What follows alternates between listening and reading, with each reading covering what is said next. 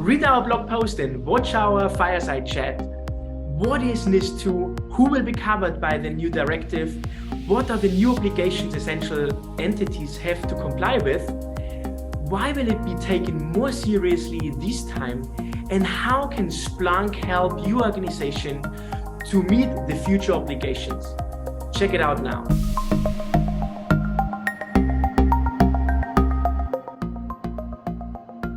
Hi there! In December, we expect European digital ministers to rubber stamp the revision of the Network Information Security Directive, NIS2, making it a law.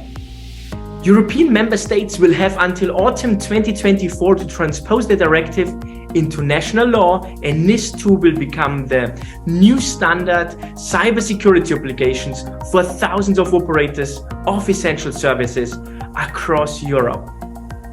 Today, I'm talking with Clara Lemaire, Director of European Government Affairs at Splunk, and Kirsty Paine, EMEA Strategic Advisor, to review the main provisions of the NIS2. Who will be covered and how Splunk can help customers to comply with the new obligation.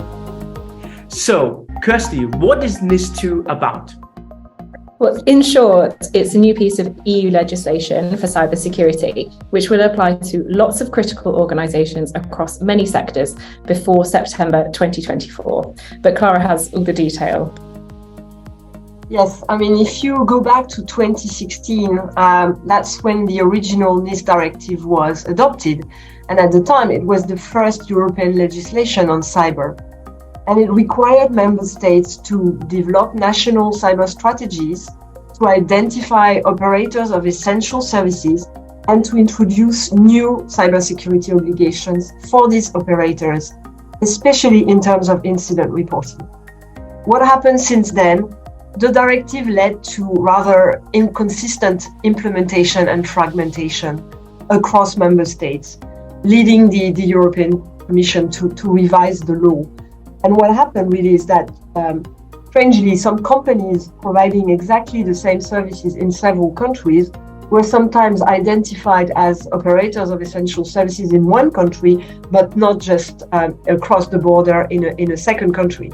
So it didn't make much sense. And overall, the directive did not really strengthen Europe's cyber resilience. So NIS2 is meant to address these issues and will soon become the new set of cybersecurity obligations, as you just mentioned. Okay, so who will be covered by the NIS2 directive? So NIS2 is pretty clear. It establishes a clear list of sectors that will fall under the scope and provides that all entities active in these sectors that are above a certain size shall be automatically considered essential or important entities. Okay, what size are we talking about? Companies will fall under scope if they employ more than 250 people and if they have an annual turnover of more than 50 million euros. If we're looking at the sectors covered, some sectors will be familiar, energy infrastructure and energy providers, including now a new sector like hydrogen. Transport, so airports and railways, banks, healthcare, drinking water and wastewater, and then a series of digital infrastructure providers, cloud providers, data centers, etc. So most of these sectors were already listed in the original NIS directive, so they should not really come as a surprise. But NIS2 also includes new sectors, such as postal services, food production and distribution, waste management, chemical manufacturing, research organizations, and even the space sector. So much broader. And NIS2 also covers public administration bodies at central and regional level, but not parliaments and not central banks.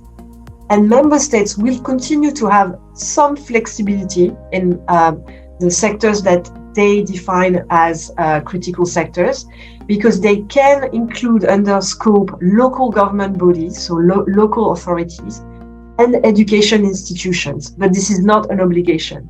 I mean, in some, the the head of ANSSI, the French cybersecurity agency, said that he expected that there would be 10 times more organizations covered than under the previous NIS. Oh wow, 10 times. It's a huge expansion in scope compared with the previous legislation. So that's a lot more companies, organizations and sectors. And of course, the obligations are a lot stricter as well. So it's a really big increase in scope. Okay, so when we talk about much stricter obligations, what are the new obligations under the NIS2 directive? So, to start with, NIS2 upgrades incident reporting obligations that we already mentioned that were in the original NIS directive. So under NIS2, significant incidents should be reported. You're going to ask me, okay, what is significant? Well, the Commission has not yet defined the significant under the terms of the directive, so that will be done through secondary legislation. So we should monitor that closely.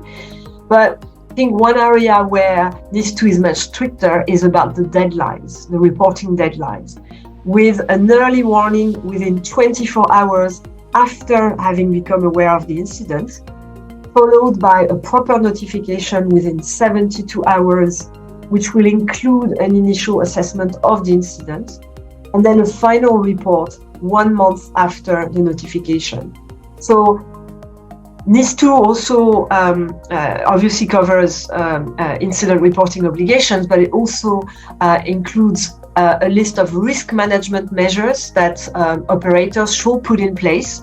And there's a clear list of areas where measures should be taken, such as risk analysis and information system security policies, incident handling, business continuity, supply chain security, the use of cryptography and encryption. And that's only 5 areas that I listed, but the list is actually longer in the text. Yeah, and as well as that long list, I think that those reporting deadlines, 24 hours for an early warning and 72 hours for an initial assessment, that's really going to test some organizations' agility. Okay, so I did read that the NIS2 directive will be taken more seriously than the previous version. So Kirsty, do you think that's the case, and why do you think that's the case there? Yes, so obviously we take all compliance and regulation seriously, but I think the difference is that when NIS was applied at a national level, it was done to varying degrees and scope and strictness of enforcement, like Clara said, whereas NIS2 has a lot more requirements at that directive level, and those have to carry through to national legislation when it's transposed. But I always talk about the carrot and the stick in security, and in this case, the stick is an incredibly large fine for non-compliance, so I think that's really motivating a lot of people to take it quite seriously. And those fines that exist are similar to those that exist under GDPR. So we're talking for important entities, 7 million euros or 1.4% of global annual turnover, which is absolutely huge. And then for essential entities, it's even more, 2% of that annual turnover or 10 million euros. I'll say that one more time, 10 million euros for essential entities. So no doubt that is motivating quite a lot of people to take this quite seriously. And those enforcement measures also include on-site inspections, audits, even temporary suspensions or prohibitions of C-level executives. So it's really getting attention all the way up to the board level. Wow, thanks for sharing that, Kirsty. So how can Splunk help the essential entities to comply with some of the future obligations? Which are those?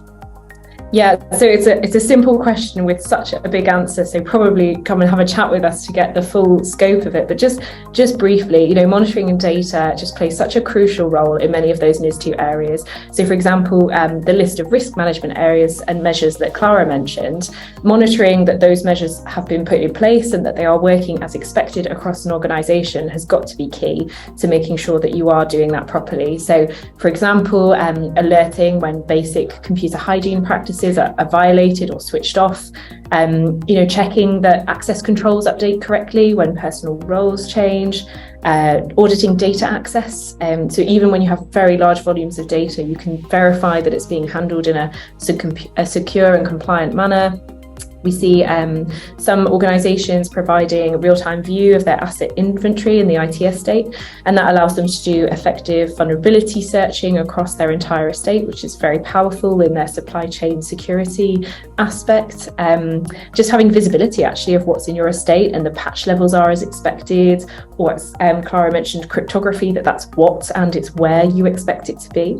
And as well as doing all of that sort of verification, implementing your policies as going as planned, it also gives the data to the teams who need to provide that information for regular audits and ad hoc compliance requests. But just more generally, NIS2 is a forcing function for improving security and resilience, and that's really home for Splunk. We've worked a lot and we have a proven track record of understanding availability of critical services, using data to find the root cause of outages, allowing collaboration across operational teams when an incident does happen for better resolution. Detecting cyber attacks very quickly and early in the attack chain through a range of things from rule-based, statistic-based, machine learn-based detections. So attacks are kind of a near miss rather than going into this large-scale security incident, as mentioned in NIS2. You can also include some automation in there as well to help connect those tools together and unblock any bottlenecks that you have, synchronize across the team, and ultimately increase efficiency, right, in security and operational teams. Okay, so let me stop you here. So how can Splunk help with the 24-hour and 72-hour notification obligation if we double click into that one? Yeah, so I said that would test a lot of organizations' agility, right? And for Splunk, we have a long and proven track record of supporting those new and evolving SOCs. So when an incident happens, for those areas, having the right tool and making the right data available quickly and to the right people is just crucial in responding effectively to incidents. And that will surely help with the new reporting requirement and that quick deadline. So essentially, Splunk can help security teams to get the data they need and act on it for better incident handling and response. That's critical, really. And that early warning of incidents within 24 hours, speed is everything, and you don't have time to unlock and unblock views of data. It just needs to be there for those teams when they need to report. And of course, helping with the fuller analysis and providing that fuller report within 72 hours as well. So Splunk can help in a range of ways with those notification obligations. Okay, thanks a lot, Kirsty. So the last question, but that's one that I'm sure will come up very, very often. So how does Splunk comply with the NIS2 requirements? Clara, can you shine a light on that? Yeah, as you can see, Splunk clearly follows legislation very closely, and compliance has always been very important to us. And when I say compliance, I mean three things. First, how Splunk complies as a company. Second, how Splunk products comply, such as Splunk Cloud. But also third, what we can offer to help our customers with compliance. Look at what we've done with other pieces of EU regulation. The GDPR, for example, we've put everything in place to be compliant as a company and for Splunk Cloud service. So Splunk offers a data processing addendum for customer GDPR compliance, as well as a cloud security addendum setting forth the administrative, technical, and physical safeguards that Splunk takes to protect customer data in Splunk Cloud. So, I said before, the directive will first be transposed into national legislation in the coming month, and we will watch this process very closely so that we are ready for the application date. Okay, awesome. Thank you so much, Kirsty and Clara, for sharing your expertise. And this won't be the last time you hear in a blog post or in a webinar or in a video about NIS2. So stay tuned. Thanks for watching.